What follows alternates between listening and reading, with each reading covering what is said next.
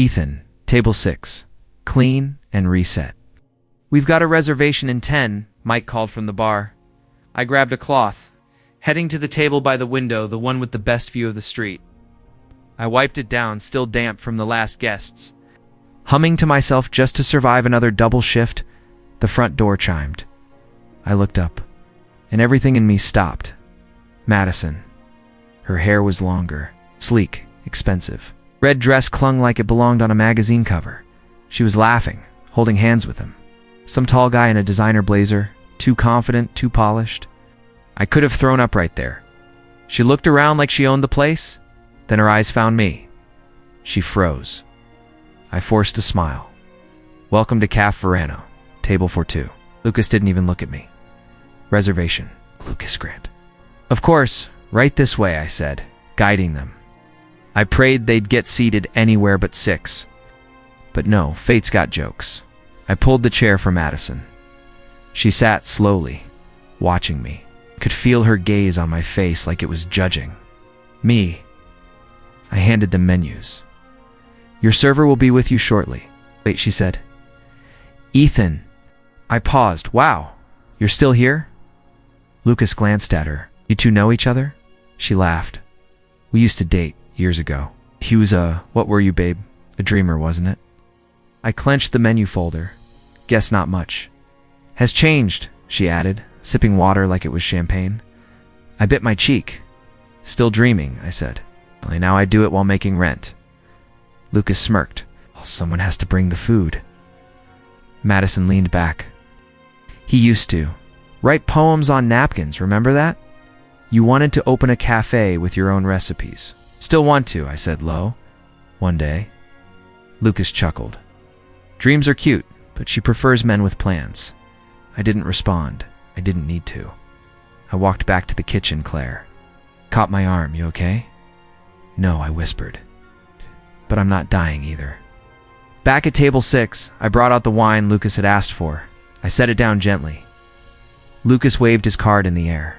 "Put it on here. I tip well when the service is fast." Madison gave me a slow look. "Honestly, I thought you'd be gone by now." "Gone where?"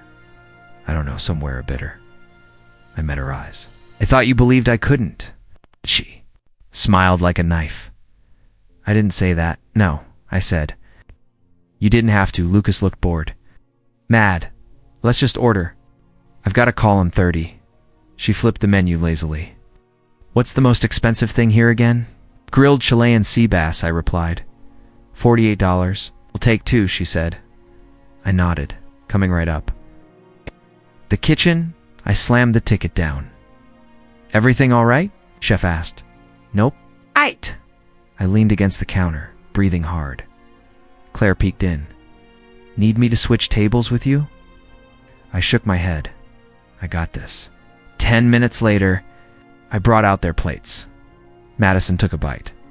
"Not bad," she said. "Did you make this?" "No," I replied. "I just serve it." She raised an eyebrow. "Pity, you always said food was your passion." "It still is." Lucas sighed. "She's trying to be nice." "Dude, don't get emotional." "I'm not emotional." "Good, because she's with someone who doesn't live paycheck to paycheck now." Madison smirked. "Lucas? No. Let him hear it. He needs a reality check." I stared at him. Then at her. "You're right," I said. "Reality sucks. But at least I face mine.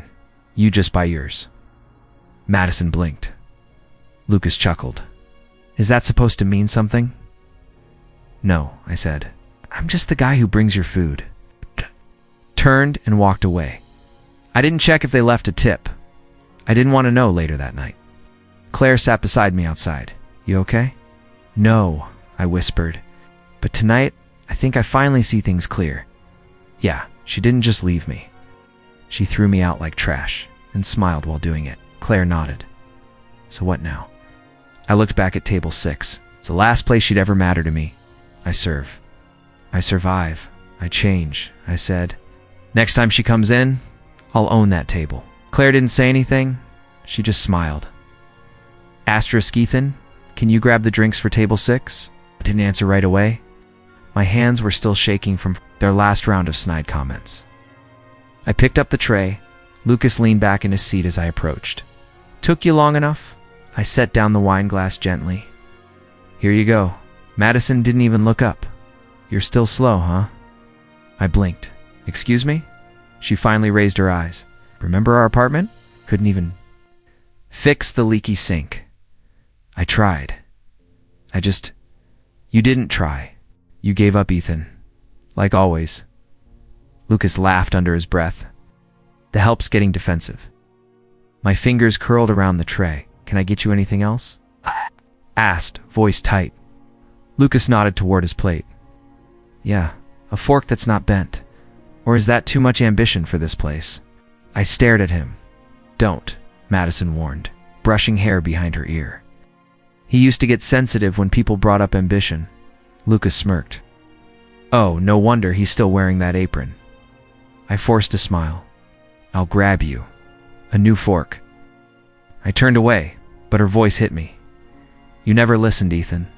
I told you I wanted more. I told you I couldn't wait forever. My body froze. She kept going. I needed someone who could build a future, not chase dreams with. Empty pockets. I clenched my jaw. You said you believed in me. I lied, she said. I walked straight into the kitchen and dropped the tray on the counter. Claire looked over. You good? No. I leaned on the sink, breathing hard. Want to talk about it? No. I did anyway. She said I had. No ambition. That dating me was holding her back. And I begged her not to leave. Claire blinked. You begged? Like a loser? On my knees? In our tiny kitchen, while she packed. Damn. I thought love was enough. I thought if I worked hard and stayed loyal, she'd stay. Claire handed me a towel. You loved her. Yeah. And she threw me out like trash. She stayed quiet. I pulled off my apron and looked at the grease stains. This thing's been my life for 2 years. Claire leaned on the counter beside me. You're more than an apron, am I? Before I could say anything, else Mike poked his head in. Table 6 wants dessert menus. Of course they do, I muttered. Claire grabbed my arm. Hey, don't let them break you. I nodded slowly. I already broke. What's left is just pieces. I walked back. Out! Hey, waiter! Lucas snapped his fingers. Took you long enough, Madison raised an eyebrow. Still crying in the back? I handed them the dessert menus. Lucas glanced over them and scoffed. You call this dessert? No creme brulee? We do specials on Fridays. Madison. Close the menu. Never mind. We'll just leave. Lucas stood and stretched. No wonder this place is empty. Run by losers, served by dreamers. I didn't move. He leaned closer.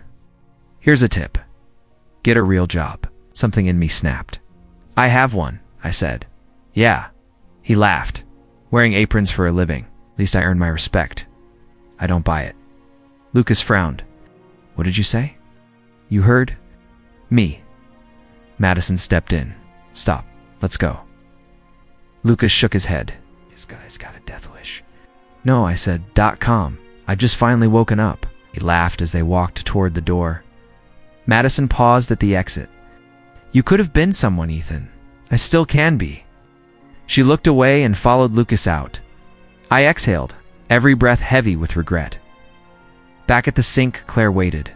So, they left. She handed me a bottle of water. You look like you just fought a war, I did, and lost. No, she said. You just found the battlefield. I looked down at my hands. Calloused, worn, real, maybe hitting. Rock bottom isn't the worst thing. Claire tilted her head. What do you mean? If this is the lowest I can go, then the only direction left is up. She smiled. Now that's the guy I want to work beside. I looked around the kitchen. The steam, the sweat, the shouting, the smell of garlic and burnt toast. It wasn't perfect, but it was mine for now, and maybe, just maybe it wouldn't be forever, asterisk. Ethan, you burned the garlic again, I know. Snapped, yanking the pan off the flame. I'm sorry, the kitchen was chaos. Orders ringing, oil popping, my head spinning. Table 2's pasta is cold, Chef Marco yelled. I glanced. At the plates? Crap. I'll fix it. Mr. Romano stepped in from the office, arms folded. "You all right, kid?" I didn't answer. He took one look at my hands. "You burned yourself again? Does it matter?" He raised a brow. "It does to me." "Let me see." I shook my head. "It's nothing. Just clumsy." "Clumsy, huh?" he said, more distracted. "Both." He exhaled and walked over. "You've got more fire than this job lets you use." I blinked. "What? You're not built for scraping plates, Ethan. You feel too much. You think too much. I mess up too much." "That too," he smirked. "But the right fire in the right place makes a chef." I looked down. "I'm not a chef. I'm a waiter who thinks too much." He nodded. "You said that, not me." "Then, what do you see?" He paused. "Someone who's tired of feeling small?"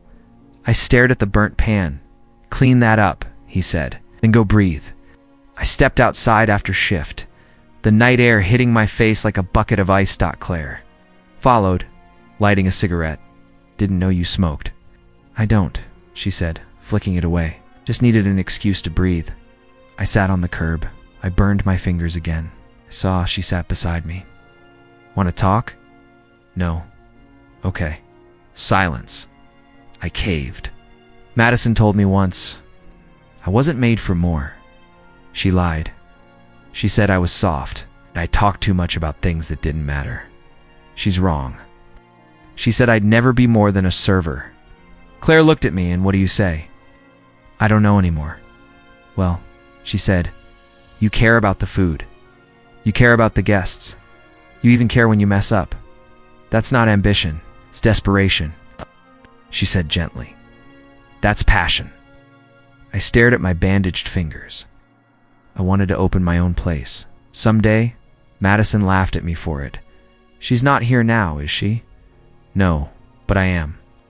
I looked over, she smiled. "You've been carrying her ghost around all week. You gonna let it go? Or keep letting it burn you?" "It's not that easy. Nothing worth doing ever is." The alley was quiet, cold. But something in me felt warmer. "I feel like trash lately," I said. "Like burnt leftovers." "You're not trash. Feel like it." Oh. "Me remind you? You're smart, kind, and way stronger than you think. You barely know me." "I know enough," I sighed. "I messed up 2 orders tonight. You stayed anyway." I burned my hand and still plated the dish. I leaned back against the brick wall. "You think Romano really believes in me?" "He doesn't waste words, Ethan. If he said you've got fire, believe it." I closed my eyes. It's just hard, being told you're worthless. And then proving it true. She shook her head. "That's not truth. That's trauma." I looked at her. Claire stood. "Don't let her words be your mirror. What if she was right? She wasn't. But you'll have to decide that for yourself." The door creaked open. Romano peeked out. "Kitchen's clean. Go home, both of you." I stood up. Claire nudged me. "Go get some rest, Fireboy," I smirked. "That's not going to stick." She laughed. "Maybe not. She will." I walked home that night with bandaged fingers and a slightly lighter heart. I didn't know what tomorrow held, but for the first time in weeks I wanted to find out Ethan in my office now. I blinked. "Me?" Romano didn't even look back. "Just walked through the swinging door," Claire whispered. "What'd you do this time?" "No idea." I wiped my hands, heart pounding, and followed him in. The office smelled like old coffee and garlic. He sat behind the cluttered desk, fingers steepled, eyes sharp. "Sit." I sat. He stared at me for a few seconds. "You tired? Always? You angry?" I hesitated. "Yeah," he nodded. "Good. Wait. What? You're not numb? You still feel things. That's important." I frowned. He reached into a drawer, pulled out a dusty bottle of whiskey, poured 2 shots, pushed one toward me. "Don't drink on shift. You're off." I stared at the glass. "What's this about?" He leaned back. "I'm retiring." My jaw dropped. "What? Next year?" "Maybe sooner if my knees give out." "Seriously?" He sipped his whiskey. "Dead serious?" I laughed nervously. Wow, that's huge. It is. I waited. He didn't say anything. Why am I here? Need someone to take over. I blinked. Wait, what? You heard me? Romano, I'm a server. A clumsy one at that. You're more than that, I laughed. You sure? 'Cause 2 weeks ago, I dropped an entire tray on a customer and apologized like a man. Cleaned it, comped it, and didn't blame anyone. That's just doing the job? No, he said. That's doing it with heart. I stared at the whiskey. He leaned forward. You've got potential. You just don't see it yet. Why me? You show up. You care. You burn your hands and still come. Back the next day. I make mistakes. You learn from them. I shook my head. This feels insane. He smirked. Maybe it is. Do I even have the skills? Not yet. And you want to teach me? If you're willing? I ran a hand through. My hair, this doesn't feel real. He sipped again. It is. Stared at the desk. What's the catch? No catch? Just commitment? To what? Owning a place like this? To building something that matters? I let the silence stretch. He said, Look, this place needs someone who gives a damn. It's not someone with perfect skills. Someone with fire. Looked up. You've got it, he said. Even if you don't believe it yet. I picked up the shot glass but didn't drink. What'd I even have to do? Start learning. From tomorrow, inventory, payroll, vendor calls, staff schedules, everything. And if I say no, then I'll find someone else. I exhaled. Why not Claire? She's got her own plans, she told me. And you're just handing this place over? In time, he said. You'll earn it. I took a deep breath. I'm scared. You should be. I don't want to mess it up. You will, and you'll fix it. What if I fail? He looked me dead in the eye. Then you fail forward. I didn't move. He poured himself another drink. You done deciding? I don't know. Then I'll wait. Looked around the tiny office. The grease-stained walls, the stack of unpaid invoices, the smell of old spices. It wasn't glamorous, but it was real. Okay, I said softly. I'll try. Romano smiled. Not try, he said. Do I laughed. You sound like Yoda. I'll take that as a compliment. I stood. My legs were shaking. So I come in early tomorrow? 6 a.m. sharp. No apron. Just a pen and notebook. I nodded. Got it. Don't be late. I paused at the door. Why me, really? He looked at me for a long second. Because you remind me of me, he said. Before I believed I could do this? I stepped out, the hallway spinning slightly. Claire caught me near the lockers. So, he's retiring. Her eyes widened. Seriously? Wants me to learn how to run the place? No way. I said yes. She grinned. Look at you. I'm terrified. Good, why is that good? Means you care. I chuckled. Apparently I have fire. You always did. She said, you just needed someone to light the match. I looked at the dining room, empty, silent, waiting. Something inside me whispered, this is your way out, and for once I listened. Asterisk. 6A. Kid, Romano barked as he slapped a stack of bills on the counter. Let's see if you've got what it takes.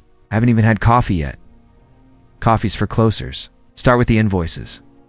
I stared at the pile. Why are there so many? He grinned. Welcome to owning a restaurant. By noon, I'd already messed up the inventory twice, cut onions until my fingers felt raw, and dropped a box of produce on my foot.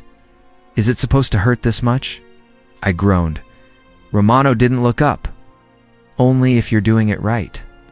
That night, Claire found me hunched over a folder of payroll sheets. You look like you aged 10 years. It feels like 20. She sat across from me. What's that, employee?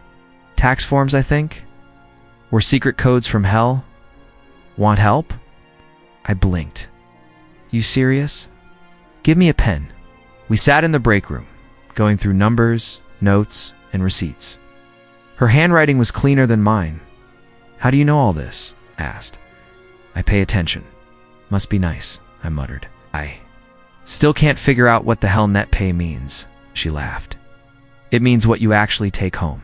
It's like your dignity after every shift. I snorted. So 0. She grinned. Close. Rubbed my eyes. My brain's fried. Sure. Hands too. I looked down at the bandages. Cut myself on a tomato can. Rookie move. I'm a walking rookie mistake. No, she said. You're learning. Big difference. I leaned back. Every time I think I've got something, I mess it up. That's how progress works. I hate it. Get used to it. The next morning, Romano handed me a supplier contract. Compare it with last month's prices. I sighed. Right after I chop 100 onions. Exactly. Halfway through slicing, my eyes burned worse than ever. I dropped the knife. Claire rushed over. You okay? I can't feel my fingers, because you're holding the knife wrong, she said, adjusting my grip. Here, like this. I tried again. Still awkward. I'm not built for this. You said that last week. Because it's still true. She looked at me. Then why are you still here? Hesitated because of her. Madison. I nodded. Every time I want to quit, I see her face, smiling, walking away, like I never mattered. Claire was quiet. I don't know if I'm doing this for me or just to prove her wrong. She said softly, why not both? I thought I was over. Her. Maybe you're just getting started on you. I stared at the wall. I want her to see me one day and regret everything. She might, but I don't want to just live for that. She nodded, then stopped chasing revenge. Start building something. Romano poked his head in. You two planning to open a therapy office or clean the walk-in? Claire stood. We're multitasking. I grabbed my knife again. Back to onions, she smirked. No crying this time. No promises. Later, I sat in the back office, staring at weekly expenses. Claire slid a coffee across the desk. You earned this. Thanks. She pointed at the spreadsheet. That number's off, I groaned. How do you even see that? 'Cause I'm awesome. You should be the one running this place. She shook her head. Not my dream. I don't know yet, she said. But helping you chase yours feels right? I swallowed. That means more than you know. You're not alone, Ethan, even if it feels like it. I nodded. The work didn't get easier, but I got stronger. Because every cut, every blister, every long night, it brought me one step closer to something I couldn't name yet, but I could feel it burning. Asterisk Ethan, Romano said, brushing flour. From his hands, you're on front tonight. I paused. Me. Why? He pointed his chin at the front window. Couple just walked in, familiar faces. I stepped forward, my heart thud. Dead. Madison. She looked richer, colder, hair curled like. It cost too much. And beside her, Lucas, smug as ever. Romano muttered, You good? I straightened my sleeves. Yeah, I'm great. Lucas looked around. This place changed. New management touch, Madison replied. Table for two? I said, standing at the host podium. Lucas didn't glance at me, sure somewhere private. Then her eyes met mine. She froze. Wine glass halfway to her lips. Lucas kept talking. Hope the service is better this time? Madison coughed. You're welcome back, I said, smiling. Same table as last time? She blinked. You work here? I do now. Lucas raised an eyebrow. You the host? I tilted. My head. More than that. Madison stared. You look different. No apron this time, I said. Follow me. I led them to table 6, the same one she had humiliated me at. Still remember the spot, Lucas joked. How could I? Forget? I said, laying down their menus. Madison studied me. Cut your hair. Learned a lot in 6 months. Lucas laughed. Didn't think waiters learned anything. I turned to him. Some waiters become owners. He blinked. Joking. Madison's eyes narrowed. You're not joking. I manage the restaurant now, I said. Training to take over. Silence. Lucas scoffed. Didn't think Romano had it in him to trust someone like you. He smiled. He saw what others didn't. Madison's mouth tightened. I didn't come here for a lecture. Of course not, I said. You came for the food. Claire approached with water. Guests doing okay? Madison glanced at her. We're fine. Claire nodded at me. You want me to take it? No, I said. I've got this one. Lucas laughed. Power trip, huh? I looked at him. Calmly service. He opened the menu. What's good now? Everything, I said. Especially the specials. Madison set her glass down. You used to burn toast? Tch. Now I balance the books in the kitchen, I said. People grow. She gave a tight smile. Not everyone. Lucas looked confused. What are you two even talking about? Madison leaned back. Just history. I stayed silent. They ordered. Passed it to the kitchen, then leaned on the Ev. Counter Claire joined me. That her? Yep. And him. Fortunately, Claire studied me. You okay? I don't know what I'm feeling. Regret. I looked at her. No. Control. She smiled. Good. When I brought their dishes, Lucas smirked. Didn't poison it, right? I smiled. Not my style. Madison tasted her salmon. Paused. This is incredible. Romano's recipe, I said. But I played it now. She looked down. You really did change. Pain tends to do that. Lucas sipped his wine. Didn't think you'd last a month here. I nodded. Neither did I. But here we are. Madison set her fork down. You must hate me. I didn't answer. She said quieter. I said some. Things I shouldn't have. I met her eyes. You were honest. Just cruel about it. Claire passed behind me, squeezing my arm. Madison noticed her voice dropped. Is she a friend who stayed? I said. Lucas stretched. Oh, this was enlightening. I handed them the check. House offers a staff discount, I said, but not to ghosts from the past. Lucas rolled his eyes. Madison just stared. I added, we do offer closure, though. She swallowed. You really aren't the same guy. No, I said. I'm better now. As they left, she paused. Ethan, yeah. She hesitated. You ever think about what we had? I nodded. I think about how it ended. How it made me become this. She nodded slowly. You look good. Stronger I am, I said. Lucas called from the door. Madison, let's go. She looked back one last time, and I didn't flinch. Table 7, Claire whispered, guess who? I peeked around the counter. Lucas and Madison again. But this time, no glow. No smug entrance. Just tired eyes, tighter clothes, and tension so thick I could slice it with a butter knife. Claire raised an eyebrow. You sure you want to take this one? I've got it. Madison crossed her arms. The lighting in here is awful. Lucas muttered.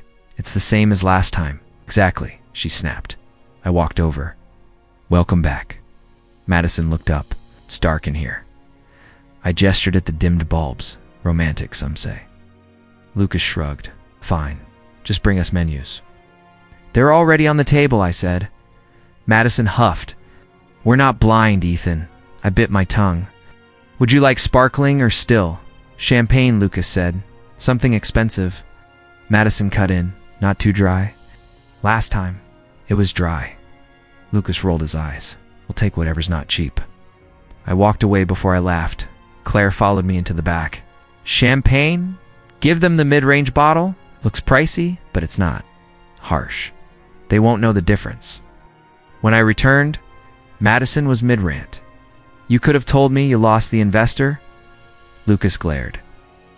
Not exactly bringing an income either. I poured their glasses in silence. Madison waved her hand. You're too loud, Lucas barked. You're too spoiled. I stepped back. Let me know when you're ready to order. Madison stared at her glass. This tastes cheap. I smiled. It's imported. She snorted. Where, eh? Gas station. Lucas chuckled. You used to love cheap wine. She fired back. You used to have a job. Silence. I let it settle. Lucas leaned forward. Hey, Ethan. You ever run a startup? Nope. He scoffed. Smart man. Madison muttered. That's generous. Lucas pointed at me. At least he has a job. A stable one. She looked. At him? Maybe I should have stayed with him. My eyebrow twitched. I'll be in the back if you need anything. I left them to stew. Claire met me at the kitchen door. They fighting already? Round 2. What happened to Lucas's company? Dead in the water, I said. Investor pulled out. Madison must love that. She's drinking her disappointment. Claire tilted her head. And you? I'm drinking it in too. Back at the table, Lucas pushed his plate away. This steak's too tough. Glared.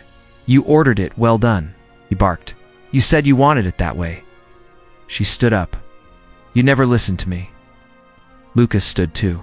All you do is complain. I stood there, napkin in hand, watching. She knocked over her champagne. It spilled across the table. Lucas shouted, Great, just great. Madison hissed, You embarrassed me. He snapped, You embarrassed yourself. They stormed toward the door, arguing like kids. Madison turned at the threshold. This place is trash. Lucas muttered, So are your standards.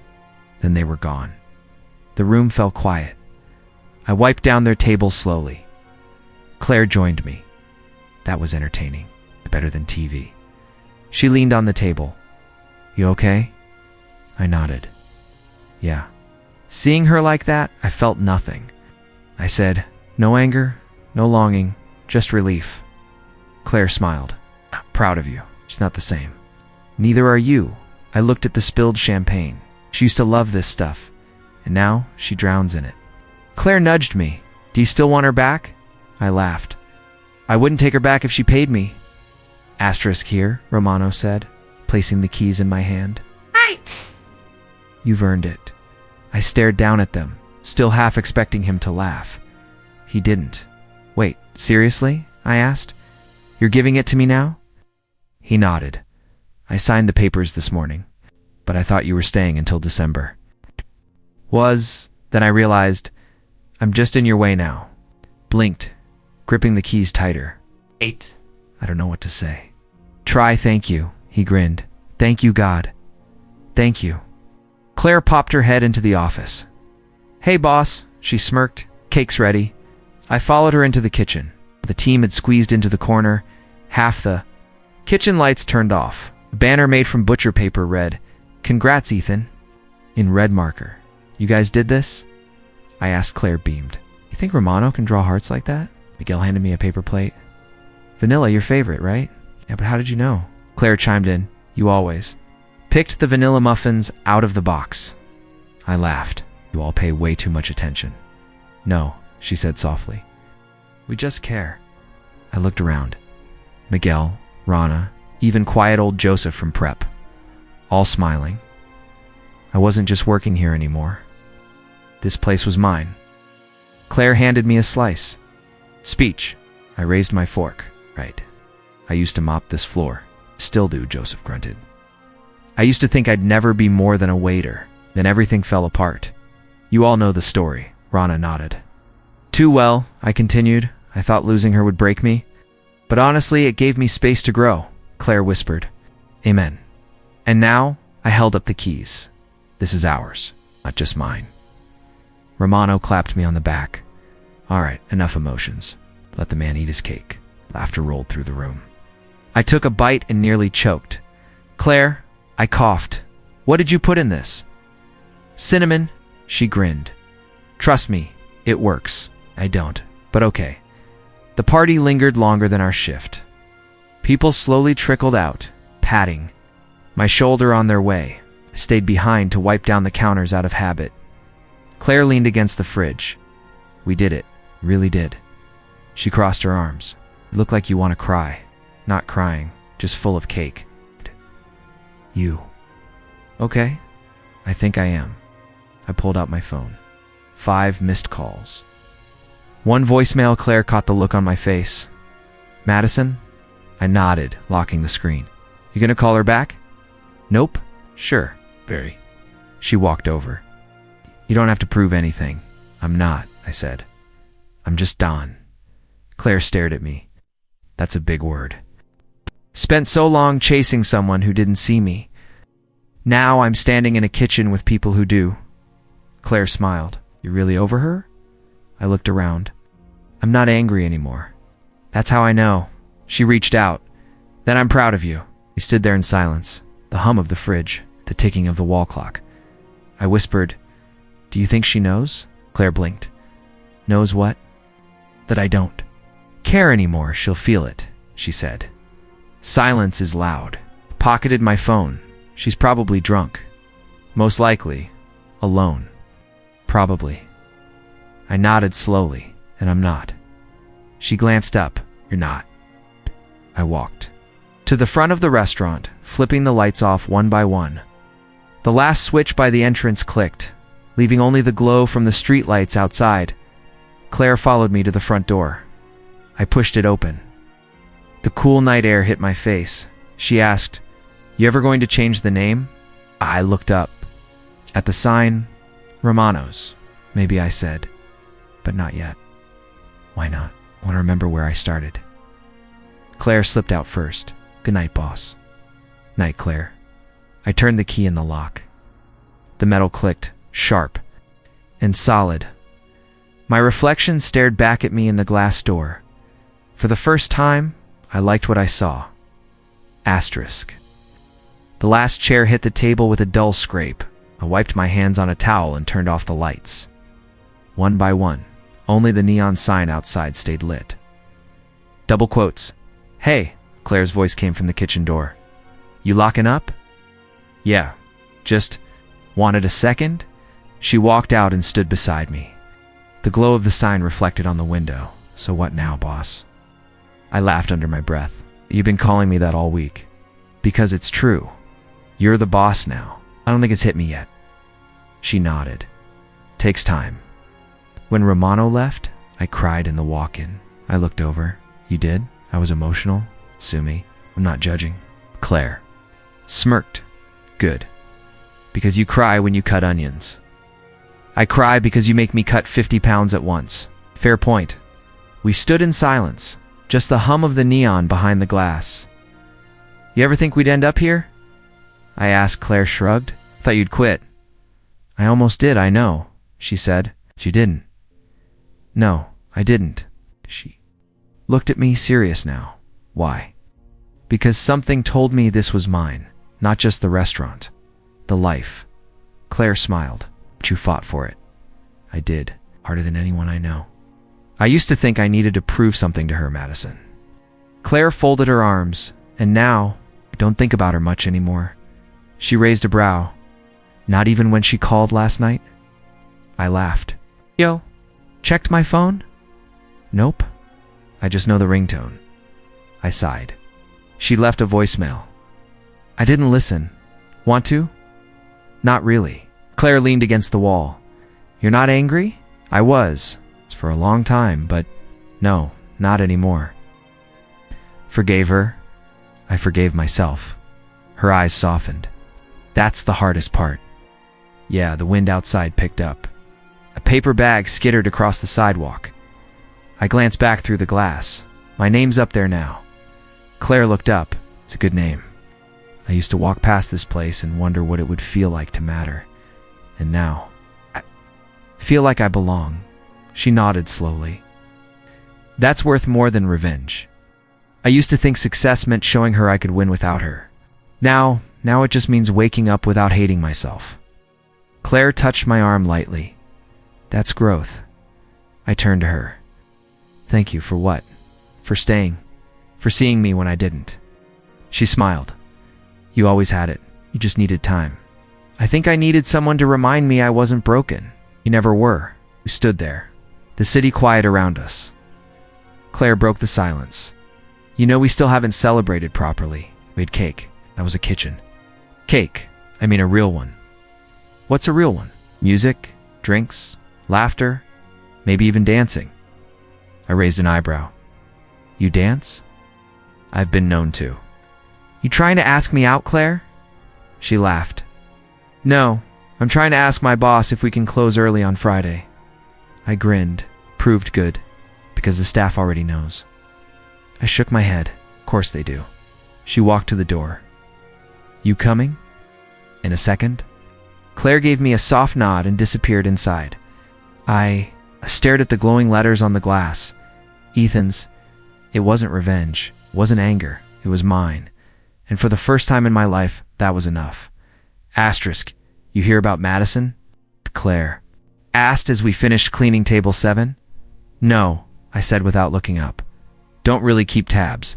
Someone saw her downtown. I stacked the silverware neatly. Okay, apparently she was asking about job openings. All right, Claire paused. That's all you're gonna say? What do you want me to say? I shrugged. I don't know. Something dramatic, like she got what she deserved. I looked at her. Would that make you feel better? Snorted. I'm not the one she left in pieces. She didn't break me. She just woke me up. Claire tilted her head. That's a generous take. I used to think she ruined my life, didn't she? No, I did that. She just gave me a reason to fix it. Claire leaned against the booth. You're way too calm about this. I'm not mad, Claire. Not even a little. I smiled. She's just another name now. Like a song I don't listen to anymore.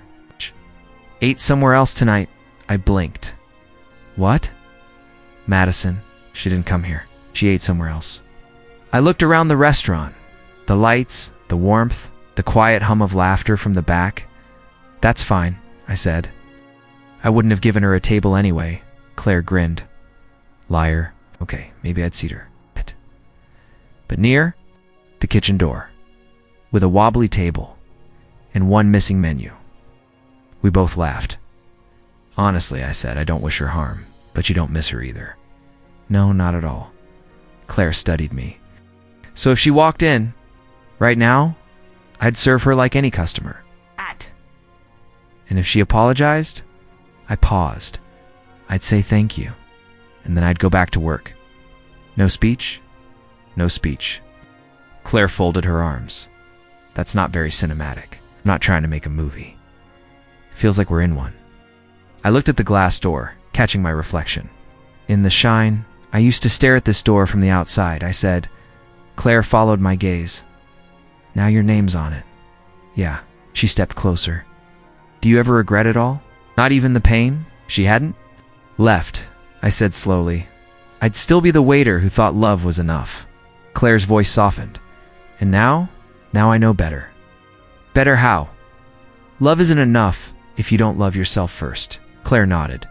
Took you long enough. I'm a slow learner. You're not slow. You were. Just stuck. Maybe I glance at the kitchen. But I'm not stuck anymore. Claire smiled. No, now you run the place. I do, and everyone respects you. Sometimes. And your food doesn't suck. I raised an eyebrow. High praise. Claire laughed. You know what I mean? I walked toward the front door and opened it. The night air was cool, and still. She could walk past right now, I said. No. And it wouldn't matter, because you're over her. Because I'm full, I said. She was an empty meal. Claire leaned against the frame. I like that. I don't need her to know I made it, I said. I just needed to make it for myself. You did. I did. I looked at me for a long moment.